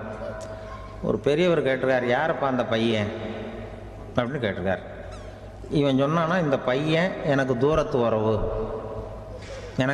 உறவுன்னு இருக்கான். சரி, தூரத்து உறவுன்னா எப்படி அப்படின்னு கேட்டிருக்கான். இந்த பையன் எங்கள் அப்பாவுக்கு 8வது புள்ள அப்படின்னானா. கூட பிறந்தவனே அவ்வளோ தூரமாக போயிட்டான், 8வதாக பிறந்தான். அப்படி இருக்கு குடும்ப உறவுகள்ங்கிறது. மனுஷனுக்கு வந்து வேல்யூ விஞ்ஞானம் எப்படி போட்டிருக்குன்னா, ஒரு மனித உடம்பில் இருக்கிற கால்சியத்தை மட்டும் தனியாக எடுத்தால் ஒரு சின்ன ரூமுக்கு வெள்ளை அடிக்கலாமா. ஒரு மனுஷ உடம்பில் இருக்கிற பாஸ்பரஸை மட்டும் தனியாக எடுத்தால் ஒரு 40 நெருப்பூச்சி தயார் பண்ணலாம். ஒரு மனுஷ உடம்பில் இருக்கிற இந்த கொழுப்பு சத்தை மட்டும் தனியாக எடுத்தால் ஒரு 7 சோப்பு கட்டி தயார் பண்ணலாம். அது மாதிரி ஒரு மனுஷ உடம்புல இருக்கிற இரும்பு சத்தை மட்டும் தனியாக எடுத்தால் ஒரு 2 அங்குல அணி 2 செய்யலாம். இவ்வளவுக்கும் விலை போட்டால் 42 ரூபா 50 காசு. இதுதான் மனுஷனுக்கு விஞ்ஞானம் போட்டிருக்கிற விலை. அது எப்போ அது ஒசரும்னா, அவன் மனுஷனாக இருக்கிற வரைக்கும் இருக்கிறப்ப. அதுவும் செத்து போனால் அதுவும் கிடையாது, செத்து போனால் அதுவும் குறைஞ்சிரும். மிருகங்களுக்கெல்லாம் அப்படி இல்லை, செத்ததுக்கு அப்புறம் விலை கூடும். அங்கெல்லாம் எல்லா ஊர்லேயும் பார்த்திங்கன்னா உயிர் கோழி 50 ரூபா, உரிச்ச கோழி 60 ரூபான்னு போட்டிருக்கோம். செத்ததுக்கு அப்புறம் 10 ரூபா அதிகம். மனுஷனை வந்து நீ உயிர் மனுஷன் 42 ரூபா 50 காசு, செத்ததுக்கு அப்புறம் 52 ரூபான்னா நீயே வச்சுக்கிடாது, எனக்கு இது கண்டு போடும். அவன் வந்து எப்போ அவனுக்கு வேல்யூ கூடும்னா, மனிதனாக வாழும்பொழுது தான் வேல்யூ கூடும். குடும்பத்தில் வந்து அந்த பாசத்தோடு வாழணும்னு கடவுள்கிட்ட கேட்டு சொன்னாங்களே, அதுதான். இந்த சமூகங்கிறதும் ஒரு பெரிய குடும்பம்தான். அதனால தான் இந்த நாட்டுக்கு உள்ள பெருமையை எல்லாரும் ஒற்றுமையாக இருந்தால் எதையும் சாதிக்கலாம்ங்கிறது தான் இந்த நாட்டுக்கு உள்ள பெருமை. அப்படி நிரூபித்தோம். அதனால் சமூகங்கிறதும் ஒரு குடும்பம் மாதிரி இருக்கிறது தான் பெருசு. இப்போ சில இதெல்லாம் இப்போ ஜாதி மத வேறுபாடெல்லாம் வந்து நம்முடைய முன்னேற்றத்தை வந்து தடுக்கும். விலங்குகள் வந்து நம்மளோட மேலானது. அதான் ஒரு ஊரில் ஒரு சிவன் கோயில் இருந்து தான். சிவன் கோயிலில் அந்த புறாவெல்லாம் வளர்ந்துக்கிட்டு இருந்திருக்கு. அந்த மாடத்தில், சிவன் கோயில் மாடத்தில் புறாவெல்லாம் குடியிருந்திருக்கு. உடனே அதுக்கு கும்பாபிஷேகம் பண்ணுறதுக்காக ஊரில் திட்டம் போட்டாங்க. சிவன் கோயிலுக்கு வெள்ளடிக்க ஆரம்பித்தாங்க. வர்ணம் பூச ஆரம்பித்ததும் அதுக்கு சாரம் கட்டுவாங்கல்ல, இந்த குச்சியெல்லாம் வச்சு சாரம் கட்டுவாங்க. உடனே இந்த புறாவெல்லாம் என்ன பண்ணிச்சான், இனிமேல் நம்ம இங்கே வெள்ளை அடிக்கிறாங்க, கும்பாபிஷேகம் வருது, நம்ம இங்கே குடியிருக்க முடியாது, எதிர்த்தாப்புல எங்கே போகலான்னு பார்த்துருக்கு. இந்த உயரம் கோபுரத்தில் இருந்த புறாவெல்லாம் எதிர்த்தாப்புல ஒரு மாதா கோயில் இருந்திருக்கு, சர்ச்சு. அங்கே சில மாடங்களில் புறாவெல்லாம் இருக்குது, சில மாடம் இருக்குது. உடனே நம்மளாம் அங்கே போடும் கொஞ்சம் காலத்துக்குன்னு எல்லாம் புறப்பட்டு இந்த மாதா கோயிலுக்கு போயிடுது. அங்கே போனால் அங்கே இருக்கிற புறாவோடு சேர்ந்து இதுவும் குடியிருந்துகிட்ருக்கு. கொஞ்ச நாள் என்னாச்சு, அங்கே கிறிஸ்மஸ் வந்துட்டுது. கிறிஸ்மஸ் வந்ததும் சரி இங்கேயும் வெள்ளடிக்க ஆரம்பிக்கிறாங்க. நம்ம மறுபடியும் எங்கடா போகிறதுன்னு பார்த்தா அங்கே இருக்கிற புறாவோட சேர்ந்து இதுவும் சேர்ந்து நேராக ஒரு பள்ளிவாசல் இருந்தது. எதுக்கு அங்கே இருக்கிற மாடத்தில் போய் அங்கே குடியேறிட்டுது எல்லாம். அங்கே போனால் அங்கே ரமலான் மாதம் வந்து ரம்ஜானுக்காக அதையும் புதுப்பிக்க ஆரம்பித்தாங்க. இது என்ன பண்ணுறதுன்னு சொல்லி இந்த 3 செட்டு புறாவும் சேர்ந்து என்ன பண்ணிச்சு, எங்கே போகலான்னு பார்த்தா மறுபடியும் அதுக்குள்ளே இந்த சிவன் கோயிலில் கும்பாபிஷேகம் முடிஞ்சிருக்கு. அங்கே போடுவோம் எல்லாருன்னு சொல்லி எல்லா புறாவும் அந்த சிவன் கோயிலுக்கு வந்துட்டுது. அங்கே போய் மாடத்தில் அதை குடியிருந்துட்டுது. அப்போ திடீர்னு ஒரு நாள் பார்த்தா ஒரே கலவரம் பூமியில் எல்லாம் ஒருத்தன் அருவாளை தூக்கிட்டு நிற்கிறான், குச்சி எடுத்து ஒருத்தனை சுட்டுக்கிறான். ஒரே கலவரம், சத்தம், ஒரே மத கலவரம் வந்துட்டுது ஊரில். அப்போ புறாவெல்லாம் மாடத்தில் இருந்துக்கிட்டு ஒரு குஞ்சு புறா அவங்க அம்மாட்ட கேட்டுதான், இது என்ன, இந்த மனுஷனுக்கு என்ன ஆச்சு, அவன் கத்தியை தூக்கிட்டு நிற்கிறானே அப்படின்னு கேட்டுதான். ஒரு குஞ்சு புறா அவங்க அம்மாட்ட கேட்டுதான், அம்மா புறா. இப்போ அம்மா அந்த புறா சொல்லித்தான், மனுஷனுக்கு இப்போ மதம் பிடிச்சிருக்கு, அதான் கத்தியை தூக்கிட்டு நிற்கிறான் அப்படின்ருக்கு. இப்போ நமக்கெல்லாம் பிடிக்கலையே அப்படின்னு தான். அப்போ அந்த புறா சொல்லித்தான், அந்த பாருமா, நாம் வந்து இந்த சிவன் கோயிலில் இருந்தாலும் நமக்கு புறான்னு தான் பேர், இந்த மாதா கோயிலுக்கு போனாலும் நமக்கு புறான்னு தான் பேர், பள்ளிவாசலுக்கு போனாலும் நமக்கு புறான்னு தான் பேர். அந்த மனுஷன் அப்படி இல்லை. அவன் இங்கே இருக்கிற வரைக்கும் இந்துன்னு சொல்லுவான், அங்கே மாதா கோயில் இருந்தான்னா கிறிஸ்தவன்னு சொல்லுவான், பள்ளிவாசலில் இருந்தான்னா முஸ்லீம்னு சொல்லுவான். அப்போ இப்போ குஞ்சு புறா அது என்ன இப்படி பண்ணுறாங்க மனுஷங்க, இப்போ அவங்கள விட நம்ம வசதி போல் இருக்க, நம்ம தேவலாம் போல் இருக்க அப்படின்னு தான் அந்த குஞ்சு புறா. அப்போ அந்த தாய் புறா சொல்லித்தான், உண்மைதான், அதனால தான் நம்ம மேலான இடத்துல இருக்கிறோம், அவன் கீழே நிற்கிறான் என்னமோ அப்படின்னு சொல்லித்தான். இதுதான் அந்த குடும்பம்ங்கிறது, சமுதாயம்ங்கிறது ஒரு பெரிய குடும்பம். அது இந்த புறாகிட்டேருந்து மனுஷன் கற்றுக்க வேண்டியிருக்கு. அப்படி இருக்குது இன்றைக்கி மனுஷனுடைய நிலைமை. அதை வந்து புரிஞ்சுக்கணும். அப்படி தான் ஒவ்வொரு இதுலேயும் நாம் வந்து நடந்து கொள்ள வேண்டியிருக்குது. மிருகங்கள்டேருந்து கற்றுக்கிற வாய்ப்பெல்லாம் இருக்குது. அப்படி சொல்லுவாங்க. அந்த இதில் வந்து நம்ம குடும்பத்தில் வந்து என்னென்னா, இப்போ இந்த பிள்ளைகளை பற்றி சொல்லுவாங்க. இப்போ ராமர் லட்சுமணர் கதை சொல்லுவாங்க. அதாவது ராமரும் பரதனும் பந்து விளையாடிக்கிட்டு இருந்தாங்களாம் சின்ன வயசில் பந்து விளையாடிட்டு இருந்தாங்களாம். உடனே ராமர் வந்தாராம். வந்து கோசலை அவங்க அம்மா கோசலை மடியில் சோர்ந்து போய் உட்காந்தாராம். சந்தோஷமாக வந்து உட்காந்துருக்கார். அப்போ அந்த கோசலை அம்மா கேட்டாங்களாம், ஏன்ப்பா அப்படி இவ்வளவு சந்தோஷமாக இருக்கே, என்ன காரணம் அப்படின்னு கேட்டிருக்கார்.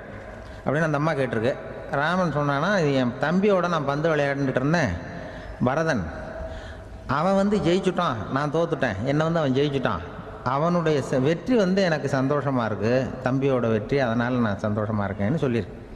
அந்த அம்மாவுக்கு ரொம்ப சந்தோஷம், தம்பி ஜெயிக்கிறாங்கிறத பற்றி அண்ணன் வந்து சந்தோஷப்படுறானே அப்படின்னு. கொஞ்ச நேரத்தில் பரதன் வந்திருக்கான். அவன் சோர்ந்து போய் கலங்கி போய் வந்து அதே அம்மா மடியில் உட்காந்துருக்கான். நீ ஏன்ப்பா, நீ தான் ஜெயிச்சுட்டியாமே, நீ என்னத்துக்கு வருத்தப்பட்டுக்கிட்டு வர அப்படின்னு கேட்டிருக்கேன் அந்த அம்மா.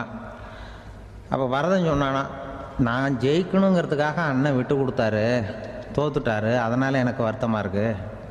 உண்மையில் அவர் தான் ஜெயிச்சிருக்க வேண்டியது, எனக்காக விட்டு கொடுத்தாரு, அதனால் நான் வருத்தப்படுறேன்னா. அப்போ அந்த அம்மா சொல்லித்தான், இப்படி தான் தம்பியினுடைய வெற்றி அண்ணனை சந்தோஷப்படுத்துது, அண்ணனுடைய தோல்வி வந்து தம்பியை வருத்தப்பட வைக்குது, இப்படி தான் இருக்கணும் அண்ணன் தம்பின்னா, அப்படி தான் குடும்பத்தில் இருக்கணும்னு சொல்லி அந்த அம்மா சொன்னதாக சொல்லுவாங்க ராமாயண. அதே போல் இப்போ இதில் வரும், நபிகள் நாயகத்தினுடைய பேரர்கள், பாத்திமாவனுடைய பிள்ளைகள் 2 பேர், ஹசன் ஹுசைன் 2 பேர் நபிகள் நாயகத்தினுடைய பேரன்மார்கள். அன்னை பாத்திமாவனுடைய குழந்தைகள். ஹசனும் ஹுசைனும் பேசிக்கிறதே இல்லையா கொஞ்ச நாள். இந்த அம்மாவுக்கு அதை பார்க்குறாங்க, ஏதோ அண்ணன் தம்பிக்குள்ளே ஏதோ தகராறு போல் இருக்கு, ஏன் பேசிக்க மாட்டேங்கிறாங்க அப்படின்னு சொல்லி அந்த பிள்ளைகளை கூப்பிட்டு வச்சு அந்த அம்மா புத்தி சொல்லிச்சான். இந்த பாருப்பா, நீ வந்து அண்ணன் தம்பிக்குள்ளே இது மாதிரி இருக்கக்கூடாது, உங்கள் பாட்டனார் ஒரு புத்திமதி சொல்லியிருக்காரு, உனக்கு தெரியுமா? ஒரு முஸ்லீம் இன்னொரு முஸ்லீமோடு 3 நாட்களுக்கு மேல் பேசாமல் இருந்தால் அது அவனை கொலை செய்வதற்கு ஒப்பாகும் அப்படின்னு நபிகள் நாயகம் சொல்லியிருக்கார், தெரியுமா உனக்குன்னு அந்த அம்மா சொல்லிச்சான்.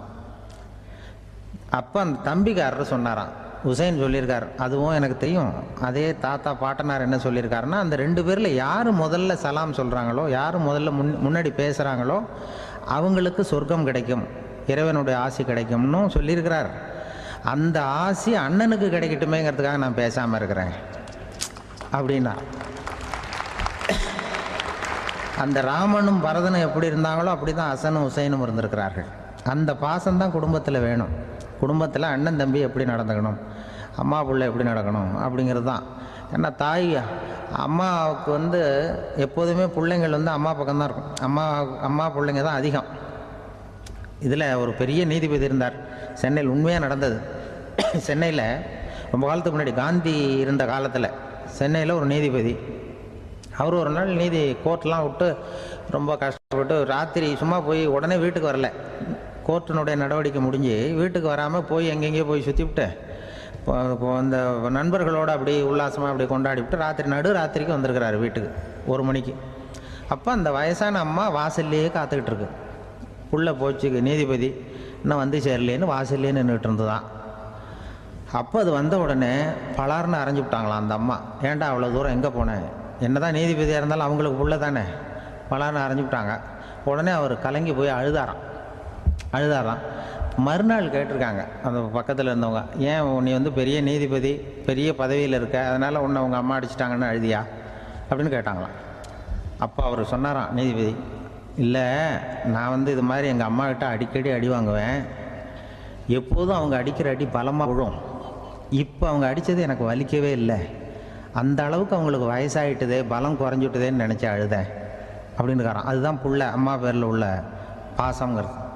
இதே போல் நான் சொன்னது மாதிரி முன்னாடி ஒரு இறைநேச செல்வர் ஒருத்தர் இருந்தார். ஒரு அம்மா எனக்கு அப்பா தண்ணி கொடுப்பா அப்படின்ட்டு படுக்கையில் இருந்த அம்மா. இவர் ஏதோ படிச்சுக்கிட்டு இருந்தவர், ஒரு சின்ன இளைஞர் உடனே ஓடி போய் ஒரு குவளையில் தண்ணி எடுத்துகிட்டு போய் அம்மாவுக்கு முன்னாடி நிற்கிறார். முன்ன அந்த அம்மா அதுக்குள்ளே தூங்கி போச்சு. இவர் அந்த தண்ணியை வச்சுக்கிட்டு அவர் பாட்டு நிற்கிறார். விடிஞ்சு போச்சு. விடிகிற சமயத்தில் அந்த அம்மா முடிச்சு பார்க்குது, பையன் தண்ணியோட கையில் வச்சுட்டு நிற்கிறார். ஏம்மா என்னப்பா நீ ராத்திரி பூரா தண்ணியோடு நின்றுட்டு இருக்கிறியா எனக்கா அப்படின்னு. அப்பா அவர் சொன்னாராம், ஆமாம்மா ராத்திரி தண்ணி தாகமாக இருக்குன்னு கேட்டீங்க, உடனே தண்ணி கொண்டு வந்துட்டேன். ஓடி வந்து பார்க்கும்பொழுது நீங்கள் தூங்கிக்கிட்டு இருந்தீங்க. தூங்கிட்டு இருக்கும்பொழுது உங்களை எழுப்ப வேண்டாம், தூக்கத்தை கெடுக்க வேண்டாம்னு நான் நினச்சேன், அதனால் எழுப்பலை. தூக்கம் முழிக்கிற சமயத்தில் உடனே தாகமாக இருக்கும், தண்ணி குடிக்கணும்னு ஆசைப்படுவீங்க, அதனால் தண்ணியை பக்கத்துலேயே வச்சுட்டு நிற்கிறேன் அப்படின்னு அந்த இளைஞர் சொன்னாராம். அப்படியே கட்டி பிடிச்சிட்டு நீ பிற்காலத்தில் பெரிய அறிஞராக வருவேன்னு சொல்லி அந்த அம்மா வரணும்னு சொல்லி இறைவனை வேண்டாங்களாம். அவர் தான் இஸ்லாமிய மார்க்கத்தில், தீன் மார்க்கத்தில் பெரிய ஆளானது. அதாவது ஷர்புதீன் யாஹ்யான்னு ஒருத்தர், அவர் பெரிய இஸ்லாமிய பேரறிஞராக வந்தார். இப்படி அம்மா பேரில் பாசமாக உள்ளவங்களாம் இருந்தாங்க நிறையா. அப்படி அந்த குடும்பத்தில் அந்த பாசம் நேசம் எவ்வளவு இருக்கோ அவ்வளவுக்கு அவர்கள் உயர்வார்கள்ங்கிறது தான் நம்முடைய பெரிய இதெல்லாம் பெரியவங்கள்லாம் சொல்லியிருக்கிறது அதுதான். அதனால தான் அந்த கணவனுடைய பங்கு என்ன, மனைவியினுடைய பங்கு என்ன, பிள்ளைகளுடைய பங்கு என்னங்கிறத பற்றி ரொம்ப விவரமாக சொல்கிறதுக்காக தான் அதை பற்றி நாம் சிந்திக்க வேண்டிய நேரம் இதுங்கிறனால தான். கணவனுக்கு இது வந்துடக்கூடாது, அதாவது கோபம் வரக்கூடாது, நிதானம் வேணும் அப்படின்லாம் சொல்லுவாங்க. நிதானம், கணவன் கோபப்படக்கூடாதுமா. அதுக்கு நாங்கள் மனுஷனுக்கு சினம் தவிர்த்தல்னு பயிற்சியெல்லாம் கொடுக்குறாங்க. இப்போது மனுஷன் கோபப்படாமல் இருக்கணும், போகணும் வரணும்னு அதுக்கு சொல்லுவோம் நாங்கள். சும்மா கதை ரூபமாக சொல்கிறது. அங்கே வேதாத்திரி மகரிஷின்னு இருக்கார், அவர் இதில் சினம் தவிர்த்தல்னு பயிற்சியை கொடுப்பாங்க. குடும்ப தலைவர்கள் பெரியவங்கள்லாம் அந்த பயிற்சியை எடுத்துக்கணும்.